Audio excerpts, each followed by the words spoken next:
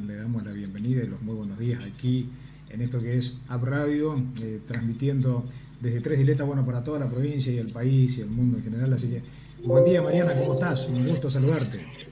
Hola Sergio, ¿cómo estás? Para mí es un gusto estar en tu espacio. La verdad que hace varios días que estaba esperando poder comunicarme, así que me alegro muchísimo estar acá. Bueno, para nosotros es un placer tenerte. Siempre charlamos por allí con algunos colegas que trabajan contigo también. Y cada tanto los convocamos. Bueno, hoy es una fecha importante en nuestra provincia porque comenzó, digamos, un nuevo congreso en el cual vos estuviste participando en horas tempranas. Contanos un poco cómo ha sido todo, ¿no? Sí, bueno, hoy comenzó el cuarto Congreso de Historia del Chaco y sus pueblos, que es un congreso que organiza regularmente la Junta de Estudios Históricos del Chaco. Se han hecho en distintas localidades. Este año se tenía que hacer el año pasado y se postergó a por el tema de la pandemia, junto con el municipio de Fontana y la Fundación Memorias de mi pueblo, de Fontana, que digamos, el Congreso lo que busca es generar la participación de investigaciones que se estén realizando en toda la provincia, vinculadas precisamente al Chaco. La Junta de Estudios Históricos lo que busca justamente es ese diálogo entre aquellos que integramos la Junta con los docentes, investigadores que están en el interior, pero también brindar materiales que puedan servir para fines educativos. Y en ese sentido este congreso, organizado con Fontana, como dije, que se inició hoy a la mañana, está en este momento transmitiendo el primer bloque. Yo di la conferencia inaugural sobre arte y cultura en el Chaco y ahora está transmitiendo el primer bloque sobre aspectos culturales y socioculturales de la provincia. Y Mariana, supongo que, bueno, con muchas expectativas por lo que venimos atravesando, ¿no? El tema de la pandemia, también se preguntaban anteriormente cuando se pensó en este congreso si se iba a hacer totalmente presencial, si iba a ser mixto, bueno, porque la virtualidad también vino para quedarse instalada definitivamente entre nosotros y que los permite también a muchísimos que estamos en el interior o incluso fuera del país poder seguir algún evento como este, ¿no? Sí, es como vos decís, la virtualidad tiene sus pros y sus contras, ¿no? Por ahí el tema de la presencialidad en cuanto a estar con el otro, compartir, intercambiar en ese momento, es como más fluido el intercambio cuando uno lo hace de manera presencial. Digamos, hay mayor interacción también, porque te pueden hacer más preguntas. Acá, como está mediatizado mucho por la pantalla, están viendo por streaming, pero no están en la misma sala donde uno está exponiendo. Es como que desde ese punto de vista es más difícil el intercambio. Pero sí, lo que vos señalás, que tiene la ventaja de que desde distintos lugares pueden vincularse, conectarse, ver por streaming o ver luego ya lo que se suba, la grabación que se haya hecho, que también lo pueden ver posteriormente. Entonces tiene esa posibilidad de llegar a mayor cantidad de gente, pero tiene la limitación del intercambio. Claro. Y Mariana, contanos un poco actualmente en qué estás trabajando o dónde estás trabajando, porque yo te presenté como investigadora principal del CONICET, como doctora en historia, pero por allí muchos no saben, ¿no? de tu trabajo y un poco cuál es el área en el cual vos te inmiscuís más. Sí, bien, bueno, sí, yo trabajo desde hace casi 30 años en la Facultad de Humanidades de la UNE. Soy profesora de la Cátedra de Historia del Arte. Comencé hace 30 años de auxiliar de estudiante y hoy soy profesora titular de esa cátedra. Y además, mis trabajos de investigación los desarrollo en el Instituto de Investigaciones Geohistóricas, que es una unidad ejecutora de CONICET y de la UNE que funciona en Resistencia. Ahí dirijo un núcleo que se llama Núcleo de Estudios y Documentación de la Imagen, que es un núcleo que integra gente que viene de distintas disciplinas sociales y humanas. Hay gente de licenciados y doctores en arte, en letras, en filosofía, en historia, en arquitectura, en patrimonio, en sociología, en antropología, es decir, es un núcleo muy interdisciplinario y hacemos investigaciones sobre problemáticas del arte y la cultura en la región. Y digo la región en la región amplia, porque algunos trabajan Corrientes, otros trabajan Misiones, otros Chaco, Formosa, pero también Paraguay. Sí. Algunos hemos trabajado también con materiales de Bolivia, es decir, como digo, del sur de Bolivia, de lo que es el Gran Chaco. Y bueno, yo dirijo ese núcleo, hay muchos becarios y hay investigadores, tanto de la UNE como de CONICET en este núcleo. Y hay trabajos que abordan cuestiones patrimoniales, otros que trabajan cuestiones de visualidad y de colonialidad, otros que trabajan nuevas tecnologías y arte, estudios sobre historia del arte, sobre comunicación y cultura. Bueno, por ejemplo, hay gente que trabaja la relación entre la imagen y la religiosidad popular, como es el caso de Cleopatra Barrios. Y la verdad que los invitamos a que ingresen a la página web del Instituto de Investigaciones Geohistóricas, donde van a encontrar todos los núcleos que tiene esta institución, van a encontrar también referencias a las publicaciones y a los que trabajamos, los distintos núcleos, no solamente el que yo dirijo, sino todos los núcleos que funcionan en el instituto, que tienen que ver con las distintas líneas de investigación que se llevan adelante en ese espacio. Y también obviamente hacemos mucha actividad de extensión.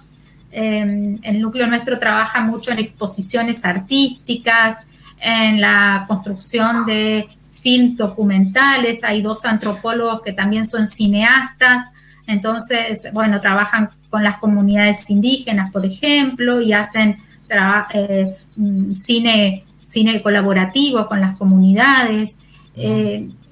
Hay mucho trabajo también de extensión comunitaria. En este momento yo particularmente estoy trabajando en 2 proyectos, uno que tiene que ver con el turismo y la cultura en el impenetrable chaqueño, a partir de toda la avanzada turística sobre el espacio, y otro proyecto que tiene que ver más con un programa a largo plazo que venimos realizando desde hace varios años, que tiene que ver con el patrimonio artístico del Fogón de los Arrieros. Mirá vos, ¿y cuál es la idea un poco de ese trabajo que estás llevando adelante, Mariana? Contanos, si se puede, ¿no? Anticipar algo de qué es lo que nos va a vislumbrar o nos va a sorprender por allí a los chaqueños. Sí, bueno, no, en realidad nosotros es un proyecto de mucha gente, no estoy trabajándolo yo sola, claro. El del impenetrable. Y el proyecto del impenetrable de algún modo está poniendo en cuestión, por decirlo de alguna manera, digamos, el turismo cultural o la mercantilización de la cultura, ¿no?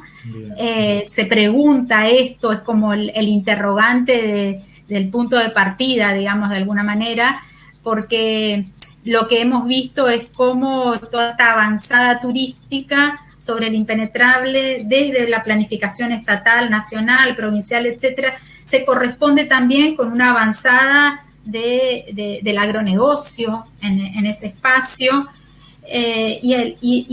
Muchas veces nosotros es como que no nos damos cuenta que el turismo también es una forma de avance del capitalismo.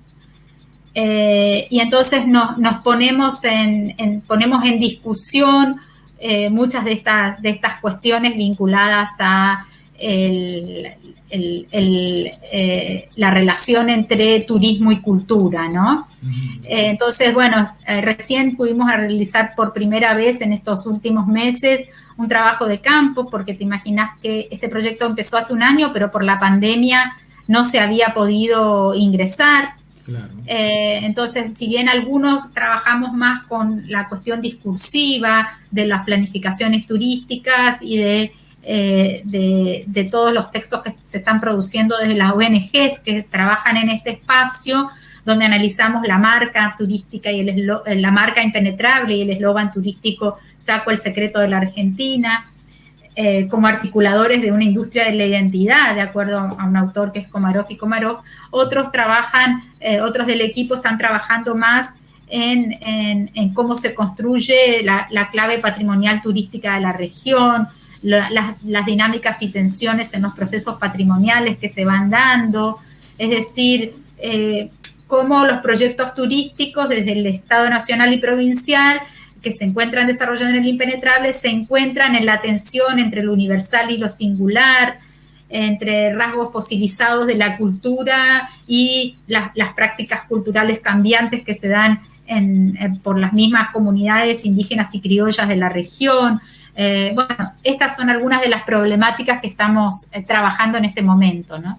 La verdad que muy amplia y interesante, ¿no? Escuchándote de manera detenida, hay varias aristas allí como para poder analizar estas cuestiones, como vos bien lo decís, hoy muy en boga o que habitualmente se habla casi como un lugar turístico o que se busca explotarlo, ¿no? Al impenetrable como lugar turístico, pero sin mirar esta relación por allí con el capitalismo, como lo mencionaste recién, ¿no? Mariana, llevándote un poco, lo mencionaste allí, el tema de la pandemia, ¿no? ¿Cómo has convivido con ella, sobre todo el año pasado, que ha sido un año de encierro, de aislamiento, en cuanto a tu trabajo propiamente dicho y bueno, en tu vida personal también?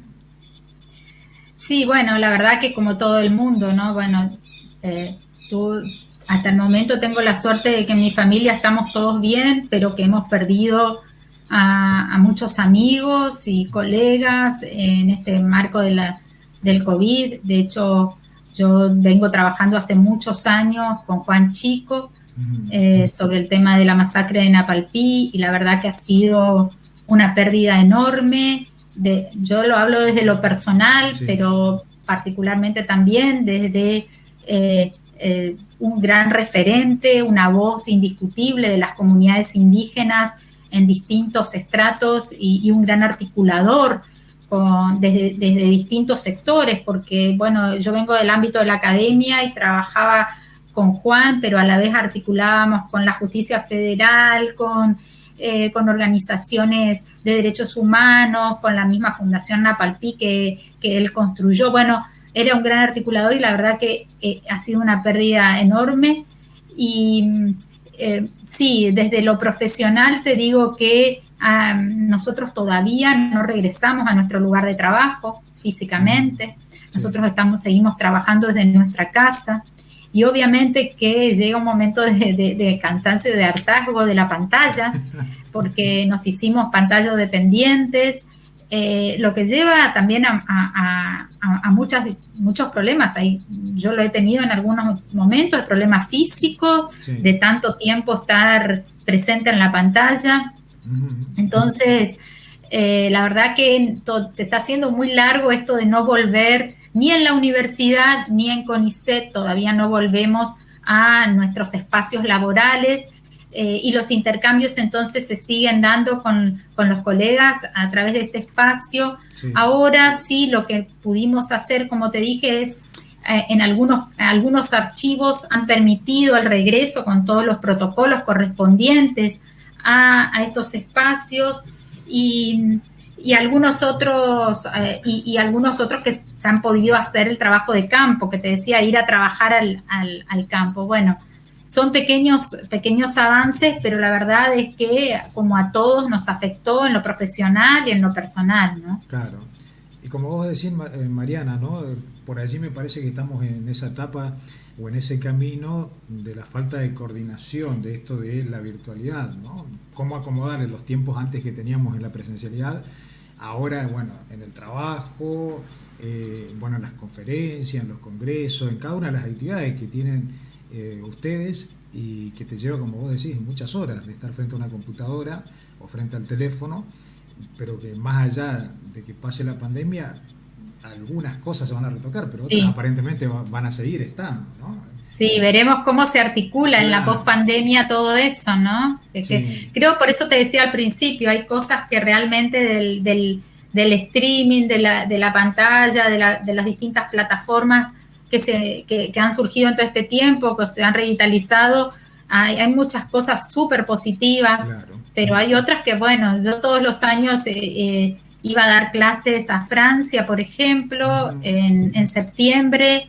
y ya el año pasado no pude ir, y el año pasado la verdad que estaba con un agotamiento de pantalla que tampoco pude dar las clases de manera virtual, y este año finalmente las organizamos uno de los eventos que hacemos con Francia, porque es un evento en realidad que sí se va a hacer de modo virtual, en esta oportunidad con 2 universidades francesas, una en París y otra en La Rochelle, que después te voy a mandar, porque eso también se puede inscribir cualquier persona y puede ingresar.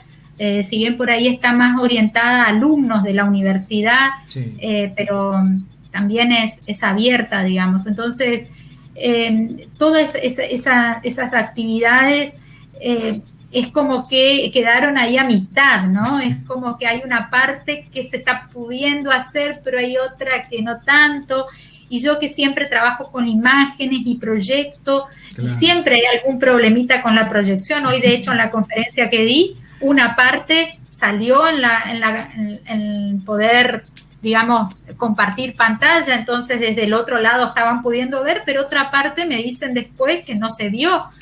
Y en el momento en que yo estaba pasando, yo acá lo veía en mi cámara, pero del otro lado no lo veían, ¿viste? Entonces, es todo, o sea, y ya estamos hace un año y pico trabajando todo el tiempo con estas plataformas, pero bueno, siempre surgen por ahí problemas técnicos. En la presencialidad también ocurría, ¿eh? No, por supuesto. Siempre pasa. El tema es que ahora quedas como más expuesto, ¿viste? Cuando lo haces a través de una plataforma o un streaming y te estás viendo tantas personas, no es lo mismo que en el aula, ¿no? Así es. Pero es un poco eso. Mariana, también le contamos un poco a los oyentes y a los que nos están viendo que vos sos autora de varios libros también, ¿no? Sí. De todos esos libros, algunos que nos menciones, bueno, o que a vos te guste de manera personal, o digan, me parece que esto ha superado lo que yo pensaba, o tal vez no sé, vos me dirás.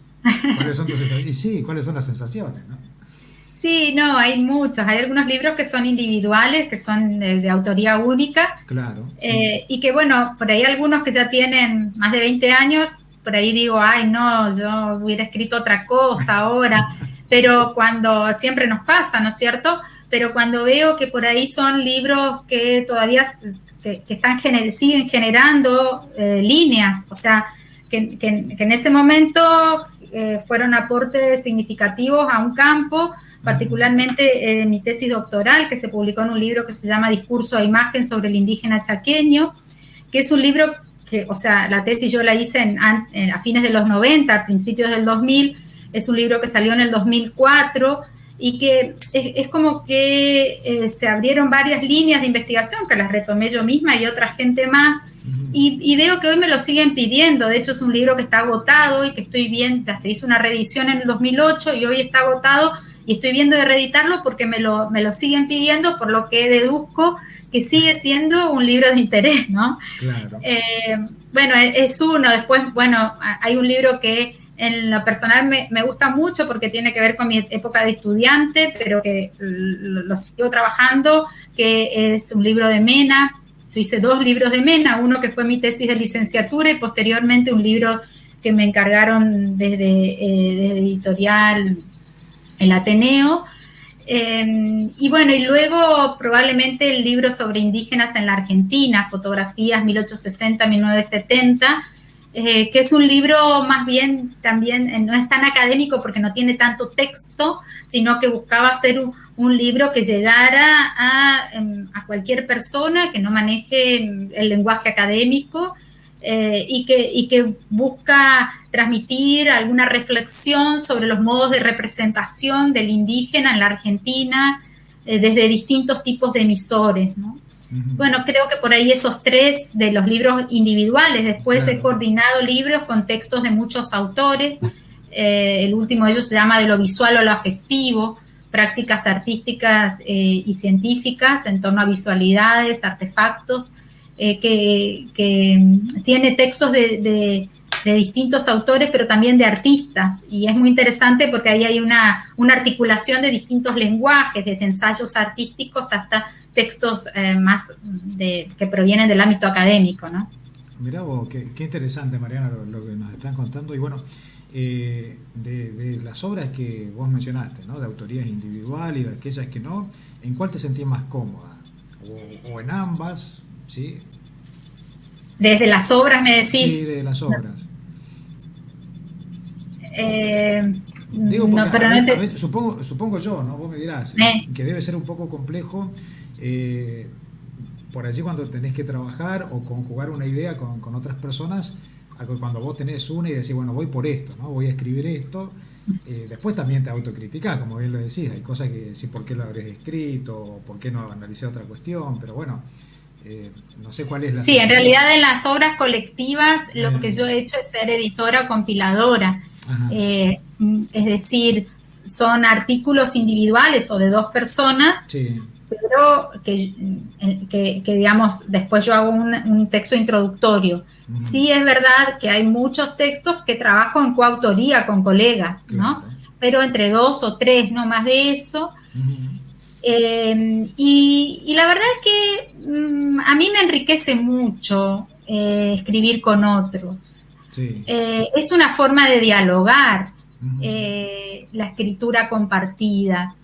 Y nunca tuve problemas y no quiere decir que todas pensemos lo mismo sobre un determinado objeto, ujú. pero que desde esas miradas diferentes se pueda escribir algo, me parece que enriquece la problemática que estemos abordando en ese momento, ¿no es cierto?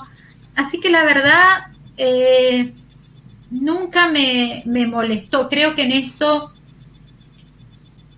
influyó mucho quien fue mi director, de quien me formó, digamos, y fue mi director de tesis doctoral, Ramón Gutiérrez.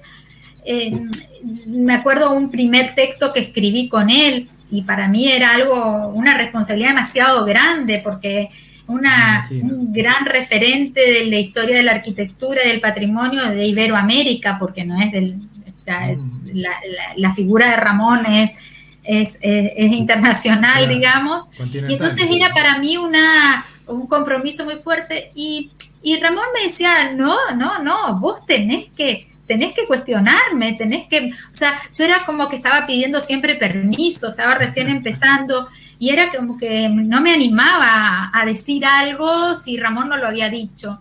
Y no, él me decía, no, vos tenés que animarte, tenés que animarte. Y creo que eso me fue dando una práctica que yo después también la transmití a la gente que formé, porque a nosotros en CONICET nos incentiva mucho a la Mm, formación de recursos humanos y yo creo que es central en el ámbito académico, si no lo que yo hago se termina dentro de pocos claro. años cuando yo me jubile. Ujú, Entonces, creo que generar recursos humanos y masa crítica local es una obligación que tenemos porque nosotros estamos recibiendo un sueldo del Estado y es una forma de crear masa crítica local también. Y yo generé esto también en la gente, que se animen a escribir entre varios, a debatir, a intercambiar, a cuestionar los puntos de vista de los otros, siempre con respeto, obviamente. ujú. Pero me parece que yo me siento, la verdad, muy cómoda en los textos compartidos. La verdad que está bueno lo que estás contando, Mariana, porque a veces se piensa, ¿no? En las personas que tienen una vasta trayectoria, como es tu caso y de tantos otros aquí en la provincia o fuera de ella, de que son como personas casi inalcanzables, siempre hablando de la intelectualidad, ¿no? Da esa sensación, o al menos esos eran los estereotipos o las construcciones sociales que se venían dando en los últimos tiempos, que tal vez hoy ya no sea tanto por esto que vos estás mencionando, ¿no? Hay por allí muchas personas que han comenzado también a derribar estas cuestiones como para que otros puedan tomarla, como se dice habitualmente, también ese camino y comenzar a cuestionarse y seguir construyendo, y mucho más del ámbito histórico, ¿no? Que hay tantas transformaciones y cambios que vos me dirás un poco también cómo lo estás viendo a esto en tu área, desde aquella época que eras estudiante, por la etapa que estás atravesando hoy, qué cosas han cambiado, se han modificado incluso dentro de la misma disciplina, ¿no?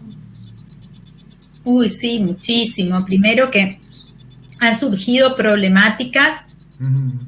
que desde la historia por ahí no eran tratadas.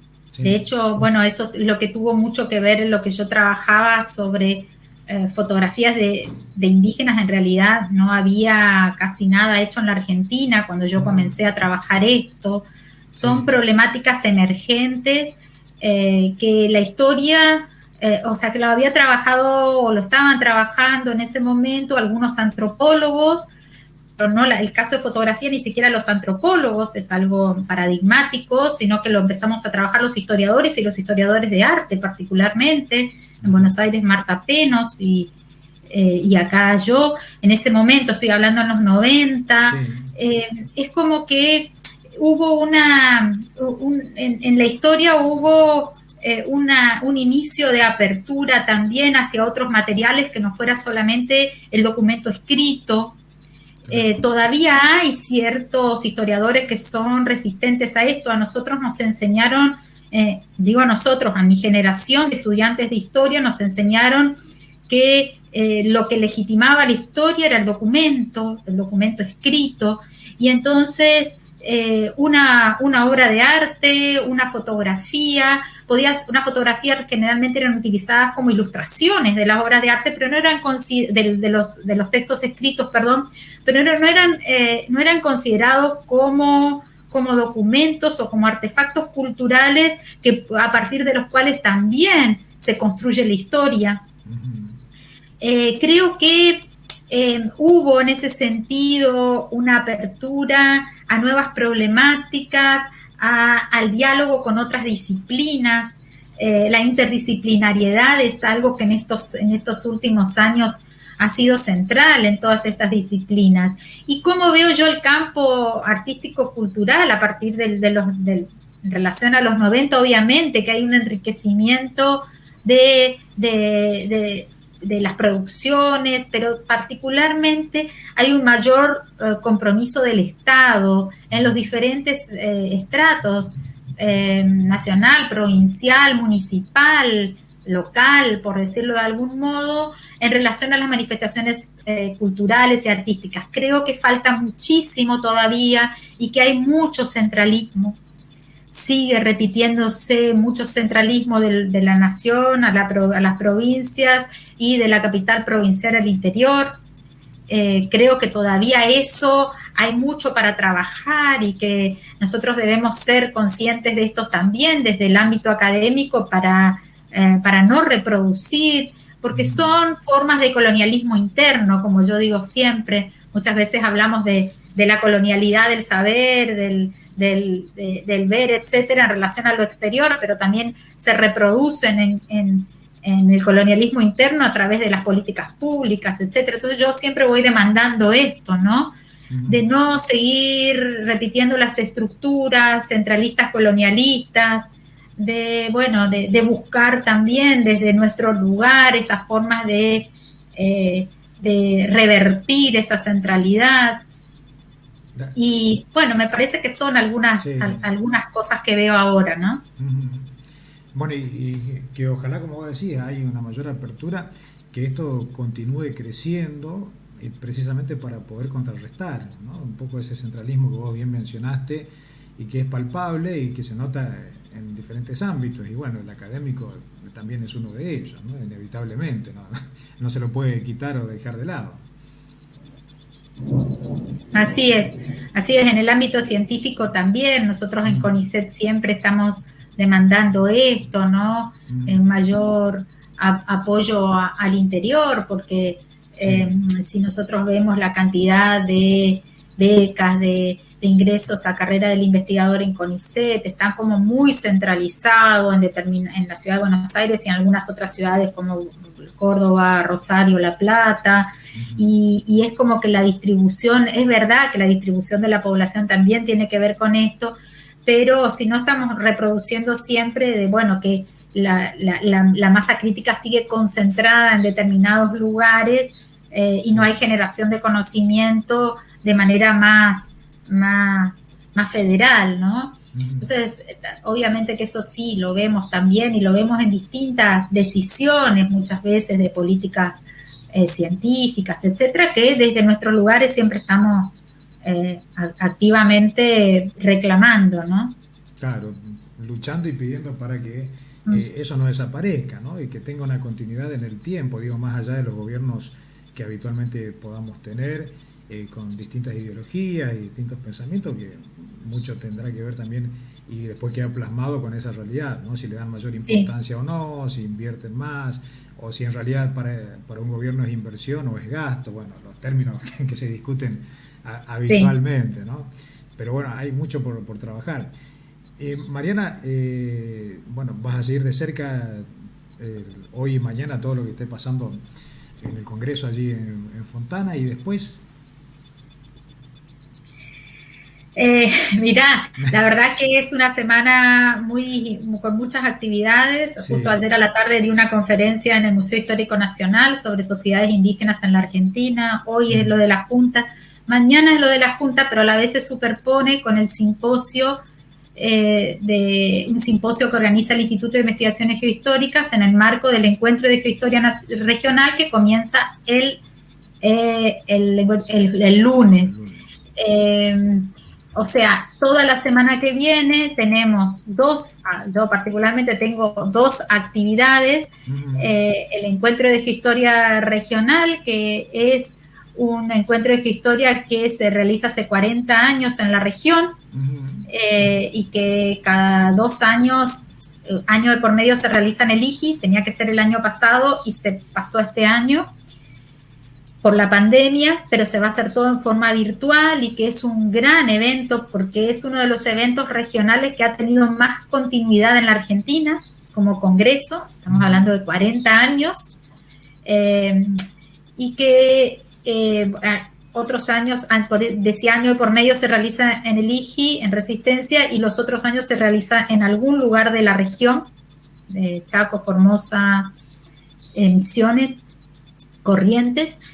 Y toda la semana que viene hay muchísimas mesas, una gran cantidad de exposiciones, que sería bueno que la gente pueda, también se puede entrar y lo puede escuchar. Y a la vez, esta semana que viene también comienza el Congreso de Antropología Social, que se hace en La Plata, el que, bueno, el lunes yo coordino una mesa y expongo en otra. O sea que es toda una semana de muchísima actividad. Una agenda súper Normalmente septiembre y octubre son meses de muchos congresos, ¿no? Claro. Pero bueno, es algo de lo cual seguramente también disfrutás, digo, más allá de la responsabilidad y de ir coordinando los tiempos, es algo en lo cual te sentís cómoda. Sí, la verdad que sí, pero ahí sí que te tengo que decir que me gusta más la presencialidad en estos espacios, porque los intercambios presenciales, encontrarte en un pasillo, charlar con uno, con otro, no es lo mismo que entrar a una sala a través de una plataforma y sabés que en la otra sala de al lado hay otro con el que nunca te encontrás. En un ámbito físico sí te encontrás en espacios comunes que te permiten intercambios, ¿no? Esas cuestiones son enriquecedoras también en los espacios académicos. Pero bueno, de a poquito pensamos que irá volviendo esto a la forma presencial o a la que conocíamos, ¿no, Mariana?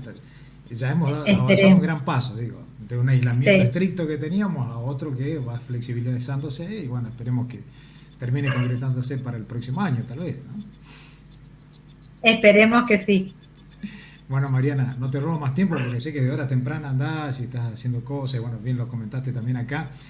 Muy agradecido porque nos brindes estos minutos para charlar con nuestros oyentes y bueno, con distintas personas que nos siguen en distintas partes también y que van a poder ver hoy y después en diferido también la nota, así que muy agradecido, y volveremos a convocarte cuando tengas un tiempito por allí para charlar.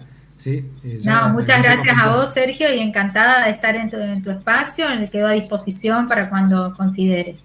Dale, muchísimas gracias, Mariana, que tengas buen día, ¿sí? Buen día a todos.